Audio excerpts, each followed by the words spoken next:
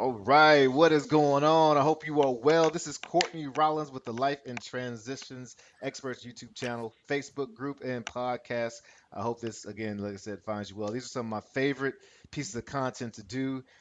Today, I get to have a chance to talk to somebody who is an expert in supporting people who are going through some big transitions in their life, particularly if they're either trying to step into the world of real estate investing where they can take control of their financial freedom or financial future and now, or if they're a seasoned veteran person who's like, hey, I need to find somebody who can fund all these awesome deals that I'm getting.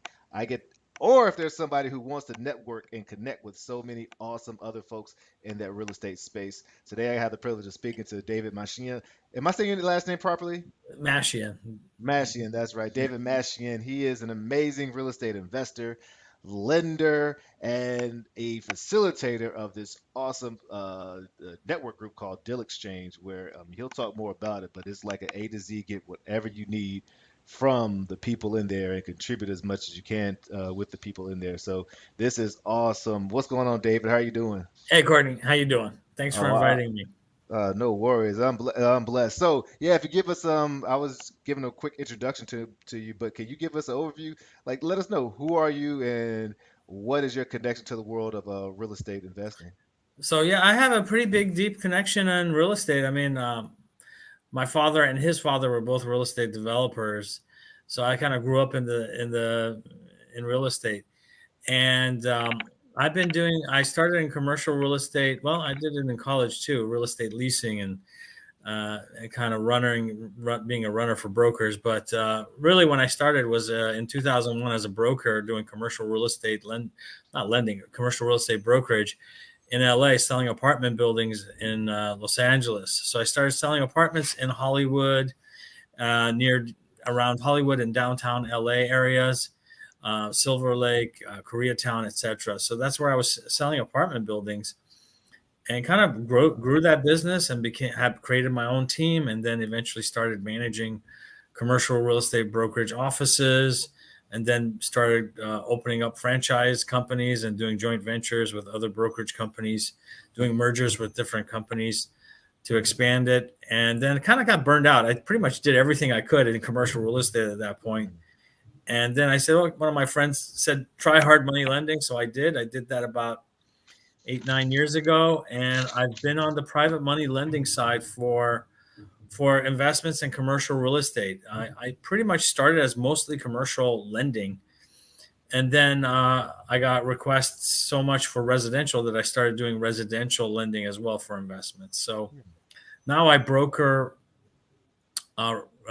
commercial and residential private loans uh, without bank return, with tax returns, no banks. It's all private money. And I got kind of tired of working with banks because they ask for everything, and they run you around, and at the end they kind of decline you, and that got really old really fast. So I decided to work on the private money space to get deals funded, and yeah, that's about it. Man, so you just have a little bit of experience in this space. So what was like your childhood look like? Were your parents or your dad talking about, real estate deals and Oh capex yeah, and yeah. all I that remember stuff? he used to put out the blueprints. I mean, he was building an office building. It was like 13 stories. He was building that when I was a kid. He would put the blueprints on the dining room table and tell me and my siblings about what he's doing. Prior to that, he built movie theaters and he built apartments and everything like that. So he was doing a lot of stuff. And this was when I was really young. I mean, I'm telling you, I was like single digits. I was really That is single digit awesome, man. ages. So did you So always did you always say, okay, when I grow up, that's what I'm going to get into, or did it just I didn't grow actually. I just kind of through osmosis. I had an interest in it. He never encouraged me to go into it, and I'm not doing development, but I'm in real estate. So Yeah, yeah, that's interesting. Yeah, who was it? James Baldwin says kids rarely do what you say, but they do what they see. What they see you do. yeah, So that's really yeah, interesting. Yeah, yeah. I used to go to his construction sites and see him build the properties. It yeah. was it was interesting. That was cool. Now you mentioned you were talking about some of the challenges when people who are real estate investors or any type of investor, anyone who wants funding for asset or property, some of the challenges dealing with banks. Can you talk about some of the differences and Yeah. benefits I working mean, with the private investors? yeah. So, I mean, personally, my personal challenge was dealing with banks trying to get financing. And I got so frustrated that I just decided I don't ever want to do any business with any banks. Mhm. So, because, I've been a business person, an entrepreneur. So it's not like I got a regular job and my income is a steady paycheck. And that's what they're always looking for. And so it was always difficult to make a deal happen. And so, and I realized that there's a lot of other people who don't fit that category. In fact, the people who need the money the most and create the most value are the ones that are not doing a 9 to 5 job, getting that steady paycheck. In fact, everybody I know is out there hustling for the next deal, making something happen, and providing jobs to other people. Right. So I said, I want to get into the private money space. I want to see deals done, and I don't want to get bogged down in bureaucratic paperwork with a bank. I just Mhm. want to do deals. I dig that. So Man, I'm so glad you said that, David, about some of the people who need the most are the folks creating so much value.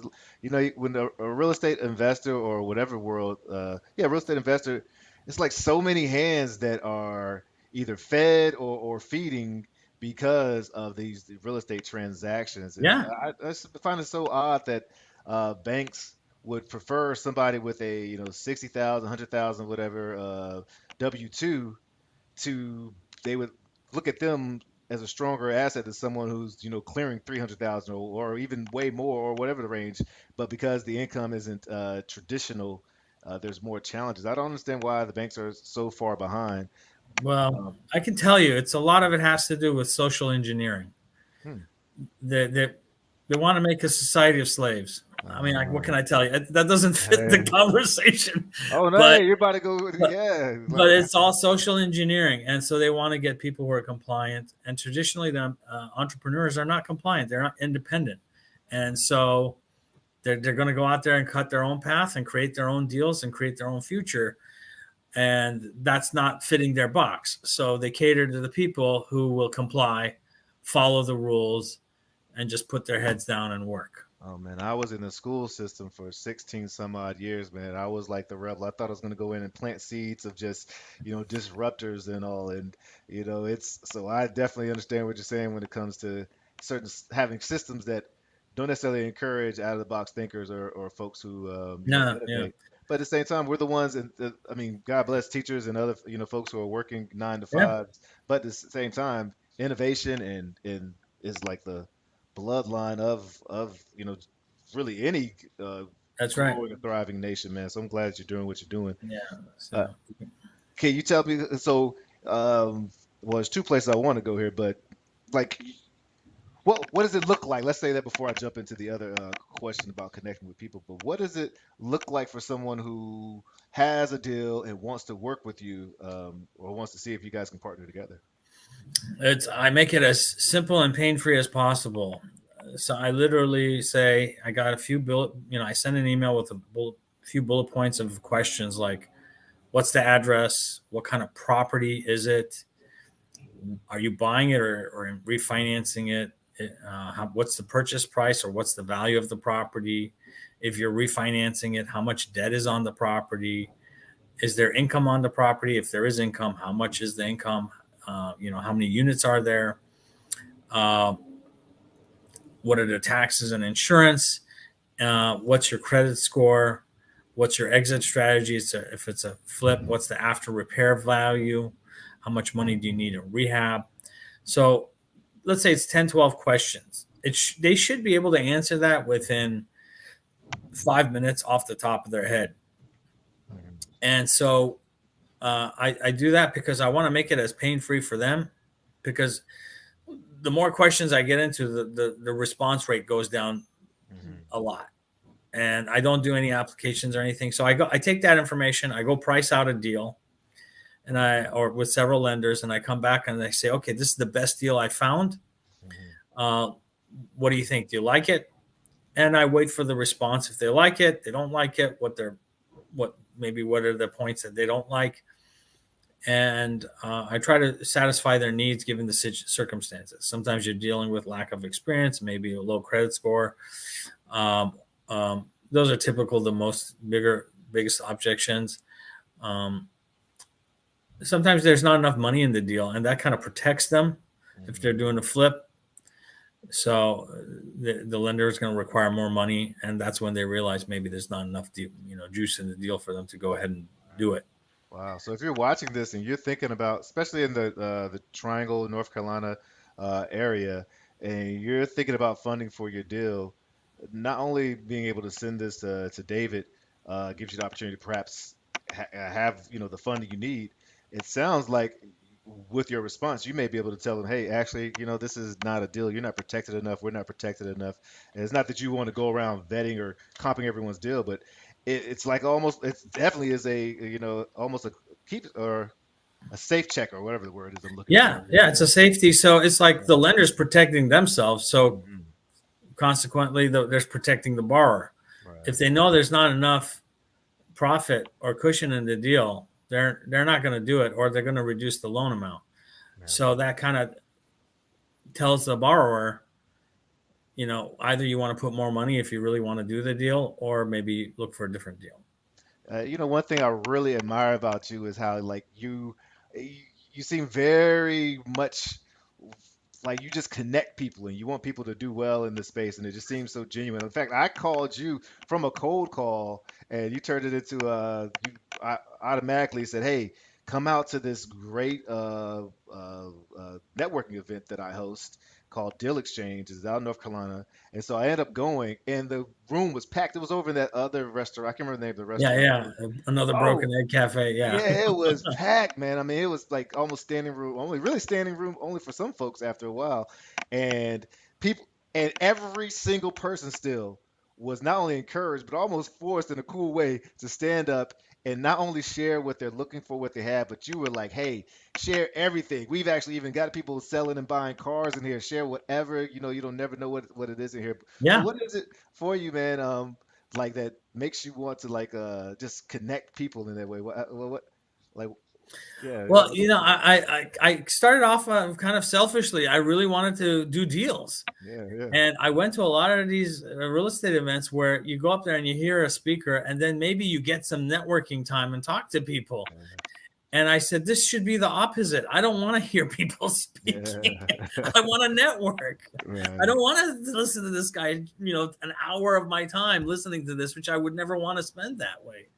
So I just said, I'm just going to create my own event. So I just started collecting business cards and inviting people. I just started out by going to a coffee shop and inviting the people I knew. I say, hey, let's go connect at a coffee shop and talk deals.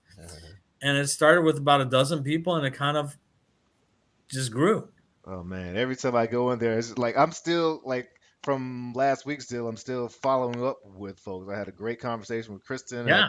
I'm just meeting so many different people. I've already interviewed several folks, Adam Schneider from Home Investors, and Oh, that's other right. folks will be coming on, Leather Banks. And so it's awesome. Can you tell people about what it is, where it is, so that if they're Oh, interested sure. in, Yeah. yeah, Yeah. And we do it every 2 weeks at the New World Cafe in Raleigh. The next one is next week on Thursday from 8:30 to 11. There's no cost. Just buy a cup of coffee or something to eat from the cafe so we can support them, for hosting us at the venue. And you sit down and you get your turn to say your deal. And if you're not, and I try to encourage everybody to get everything out. Not everybody knows a lot of people don't think they have anything to say. yeah, And once they start saying it, they realize they have something to say that other people are interested in. yeah. So that's it. I mean, including me, I'm guilty of that. Sometimes I say, "Well, they already heard it. It's so boring." And no, they haven't heard it, and maybe this is the time they want. It's going to be new to them. Right, yeah. So, well, one, I'll say being loud is so important. Like that's McDonald's still advertises, Coca-Cola still advertises. So that repetition, and if you're in this space, you get bombarded with letters and messages and all. So to be first of mind is, or top of mind is so important because sometimes you do have a deal, you have stuff, but if people don't know about it, what's it worth? Yeah, Folks, if you're watching, I would love to encourage you to check out the YouTube channel if you're listening. But if you want more information about Deal Exchange, check out the contact information at the bottom of the ticker. David dot oh, now I'm getting complex. Mashian Mashian. Mashian at moneymacmortgage.com. David David dot Mashian at money macmortgage.com. So you can get more information or reach out to me, and I'll definitely put you on a mailing list. And I would love to see you out there and network as well. So, what are some of the like rewarding things that in this like I don't want to say new, but this private investing brokerage and networking event that's been very like rewarding for you, that maybe Well, surprising, rewarding. for me, it's like you got to be in the mix of what you want in your life, right? You Mm, have to be in the mix.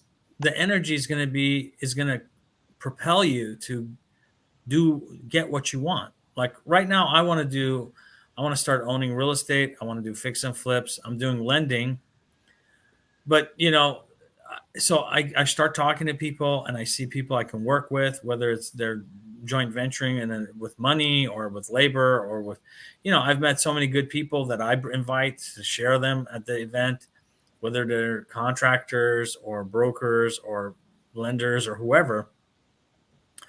And I said, I just want to make my sphere of influence these people because mm, that's where I want to be.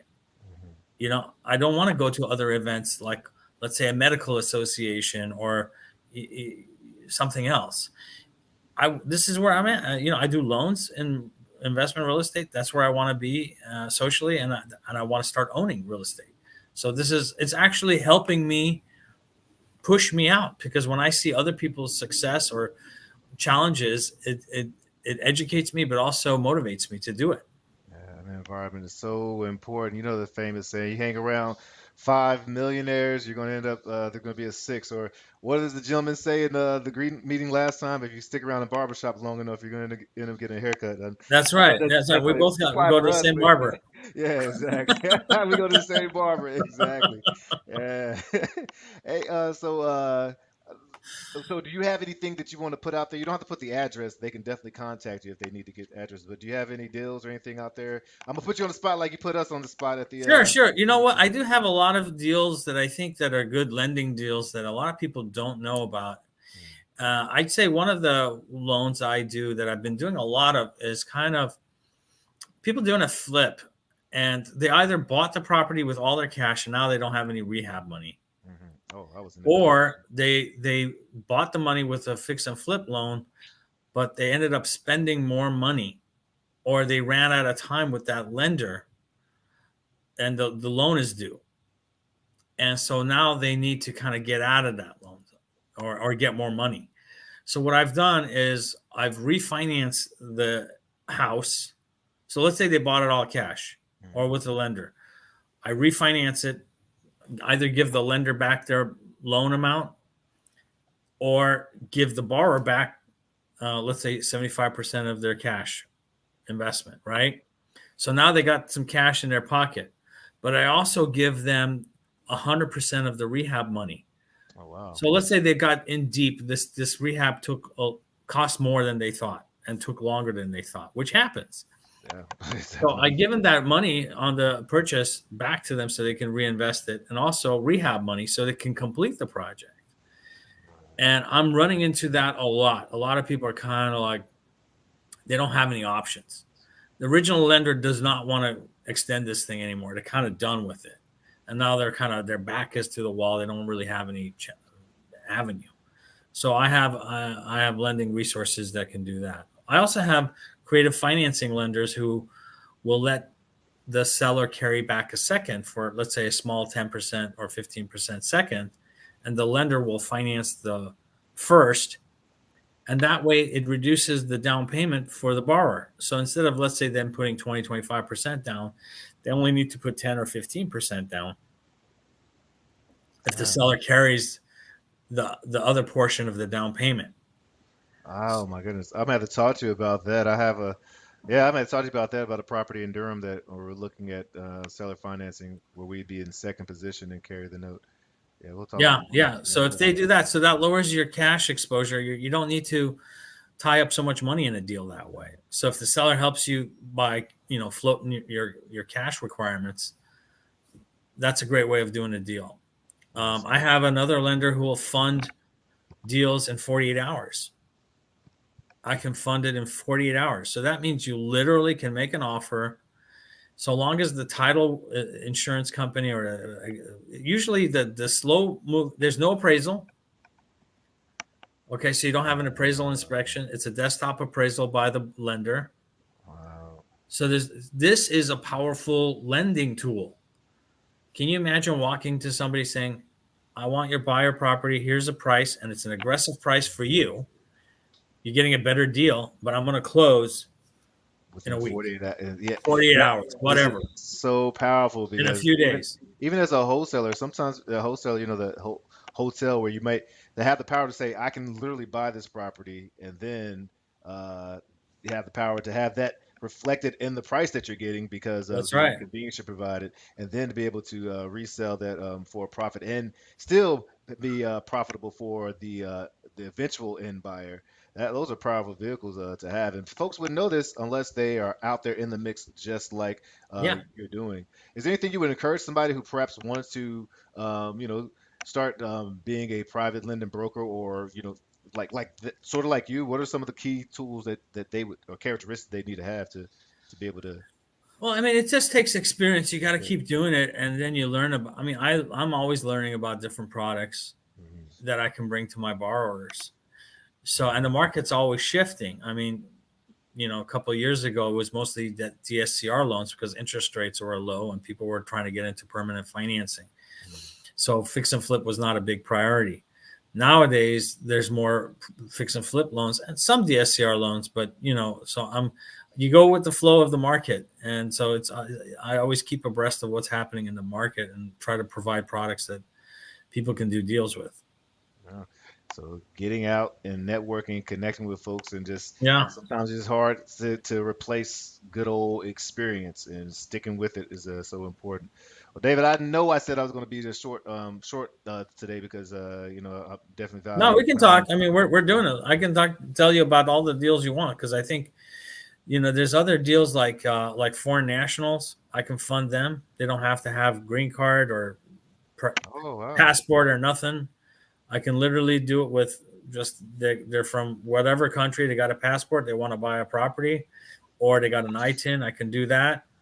Oh I can wow, do. that is powerful. I've never anyone come across that. And there's a lot of people out here who can invest in these communities, but maybe they Yeah, have a that as lot of an obstacle. yeah, Yeah. like a lot of whatever foreign nationals, whether they live here legally or not, or whatever. We can get those deals funded, or maybe they just flew in. They want to buy this and fly right out. Who knows? Yeah. So we can get that funded. I can do interest only loans. So if you want to lower your monthly payment, I can do it interest only. That's on a permanent loan. So a 30-year loan, interest only loan, we can do that. It won't be the whole 30 years as interest Right. only. It'll be 5, 7, or 10, depending on the program. But So that can um, increase someone's cash flow while they're that's right. right. That's Wow. huge. That'll increase their cash flow, and that may make all the difference in terms of what their, you know, Bringing home. cash reserves for the Yeah. for the project. Maybe they need to put that what they would have paid in principal aside for kind of remodeling or paying out to investors. Of course, I do multifamily and commercial apartments and office, industrial, retail, multifamily, mobile home parks, bars, restaurants, um, daycare centers, you name it. I can do those, and I can do those no doc. Hmm. That means no tax returns, no bank statements. I can do those. So I could do those based on the cash flow of the property. Let's say, but the only time I would ever ask for a tax return is, let's say, if a business wanted to buy the property that they're occupying.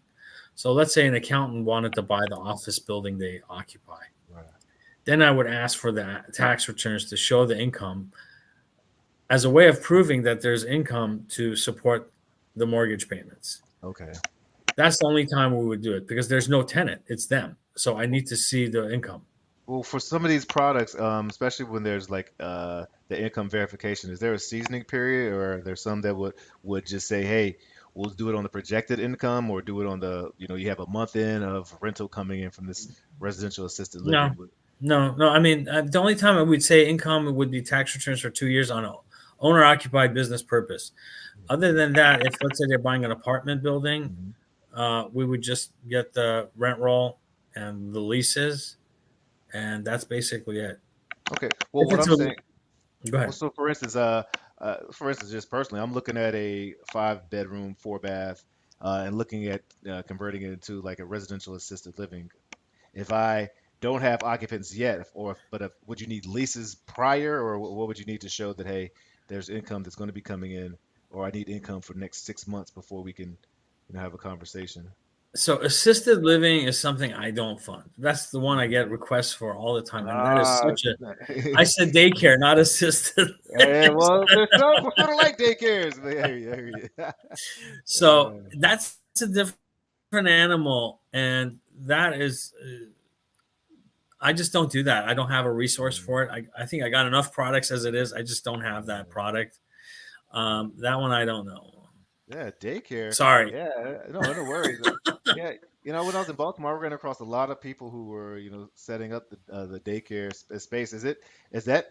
I've never had a conversation with folks. I mean, people always having children and needing space. I know that daycares Yeah, are cost a great amount. they're What all does over. that look? There's a whole bunch in Durham. All Yeah, these yeah, houses that have been converted to daycare. yeah.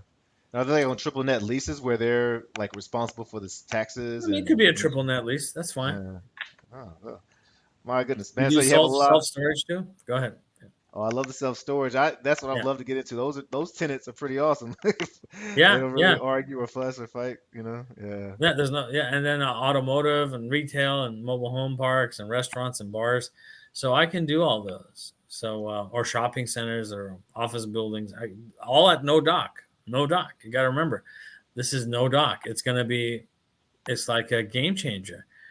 Let's say you're a business owner and you're doing everything you can, to preserve your wealth. These tax returns are not going to look too amazing for a traditional bank. Yeah. So that's why we do no doc. That's Okay. so important. And right now the banks aren't really even lending. Right. They don't have right now they call it they don't have liquidity. It's a fancy word for saying they don't have money. Mm. Yep.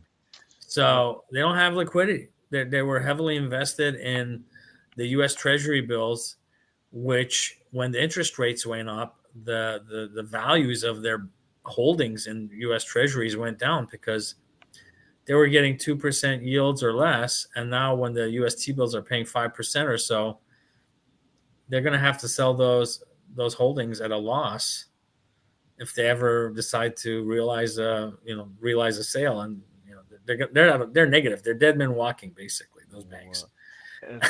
Yeah. That's why it seems so powerful for, investors are pretty savvy and quite often, are taking those losses from the rental property. So it's hard for some investors to show that they have income, as you're saying. So to be able to go and have products that don't require documents or those type Yeah, of tax verification is so huge, man. yeah, Man, so you definitely need it. Yeah, I really appreciate you actually being out there. I hope to be able to use some of the products that you yeah, have, and because I need to instead of, I mean, wholesaling is an awesome way to bring in income. And I've owned property many times, but I've had to sell those off when I moved and transitioned from Baltimore to North Carolina, and so I really need to start holding on to property. That's yeah. really Hold on to it, and you yeah. got to realize, it's like the real estate is actually incidental. It's a money game. Hmm. Hmm. Real estate is a money game. Hmm. The real estate asset, is actually just a security Right. I against get it. the money. And if you understand the money, that's why I got into the private money, because I realized after being a broker for like 17 years, I said it's everything is determined by the money. What are the interest rates? What are the lenders? What is their appetite? Everything is dictated by that. That's why I got into the money. And if you like just look at what I just talked about today on our call, that 48-hour approval funding on a deal, that could change your life. Just that one product. You do a few deals like that, That's a game changer, Well, you definitely have my ears perked because yeah, that's one isn't of it? my end goals to be a lender because you're also providing so much for people in their lives. You're talking about game changer to be able to be in a position to say, hey, I got this product for you, and you know that it made an impact on the people is just Yeah. so amazing. And the money, of course, is awesome as well. That's a beautiful thing as well.